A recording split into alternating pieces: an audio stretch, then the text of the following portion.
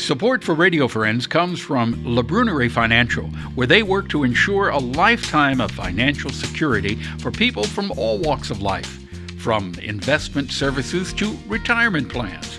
If you're looking for a trustworthy company that has the experience and knowledge to put your interests first, contact La Brunerie Financial, a community-based investment counseling firm since 1966.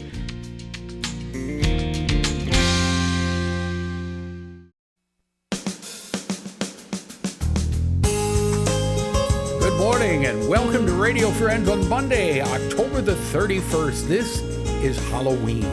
And my guest over here, it's Larry Brown. Good to have you here, Larry Brown. Hello. Singer, songwriter, and storyteller. Today, you are a storyteller, right? Yeah. Yeah, and for those of you listening on the radio, you just kind of have to imagine what we're looking at here, because we are kind of in a spooky situation, spooky setting. Appropriately, we have a cemetery around us. Okay, so what's the story?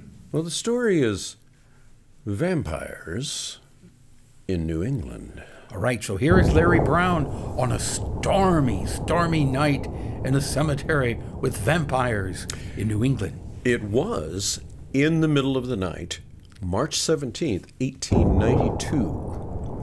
in a cemetery just outside the little village of Exeter, Connecticut.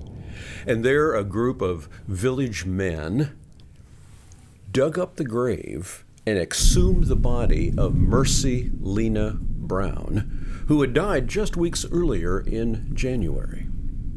Now, in that group of villagers, they included a doctor. And there was a writer who was their guest from a newspaper in Providence, Rhode Island. But the doctor did an impromptu autopsy and made in his notes, "The body is pretty well preserved." The doctor further then removed the liver and heart. The villagers took those organs over to a nearby rock and burned them, and then carried the ashes and fed them to Mercy Lena Brown's brother, Edwin. Now, the family all called her Lena. Well, they fed him to Edwin in a desperate attempt to save his life, but unfortunately he died a few months later. Now, the father, George Brown, had given permission for the men to do this. In fact, George had said, although he wasn't present, do it for the sake of the neighbors.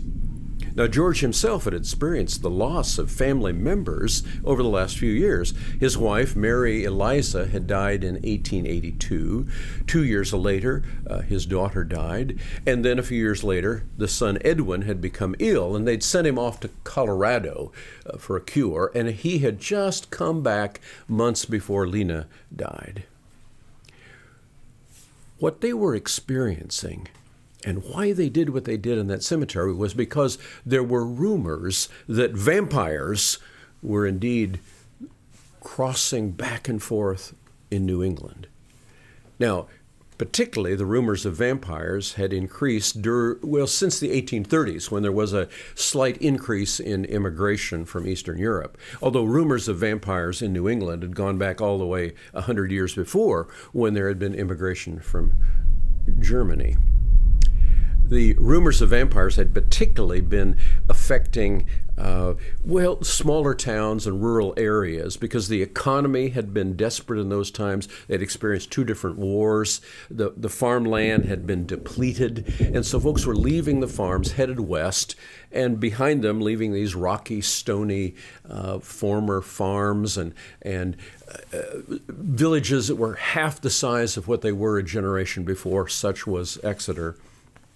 And the number of cemeteries were higher per capita.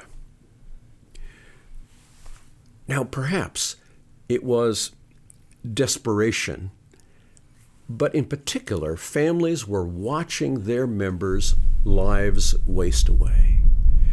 Members of the family would have a fever and a cough that would prevent them from talking. Mostly their skin would be ashen, except for unusually rosy cheek, but sunken eyes.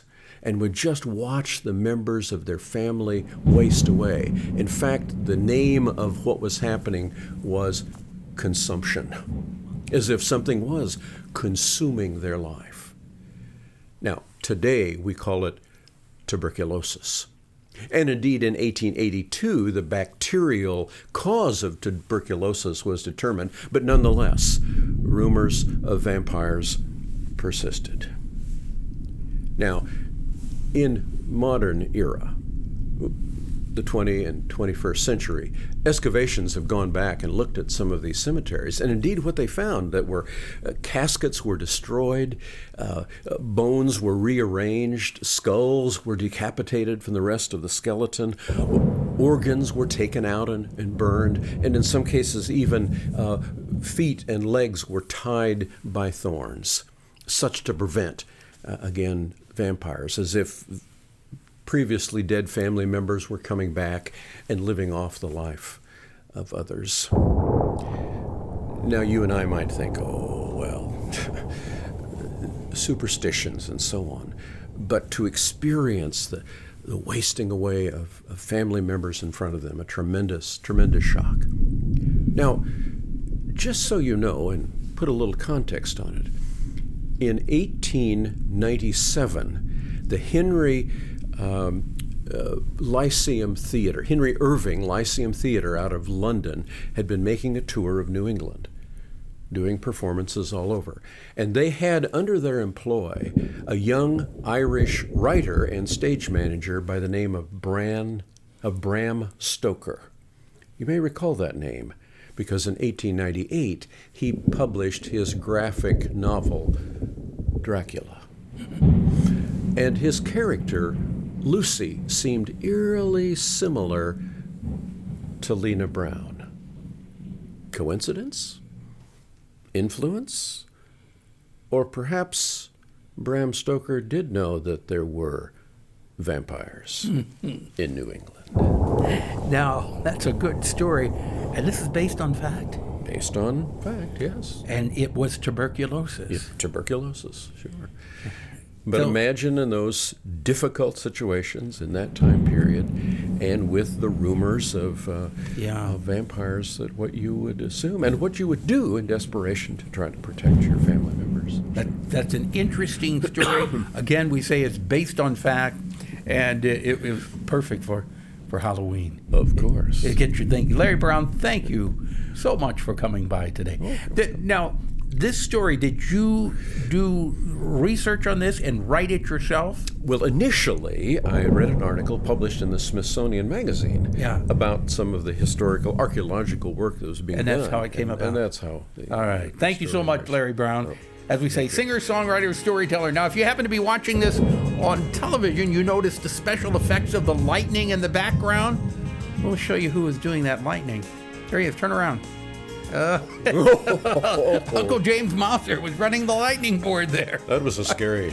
Right. If there's something you'd like to hear and see, we'd love to hear from you. Drop me an email, pepperp@missouri.edu, and have yourself a nice day. Bye-bye.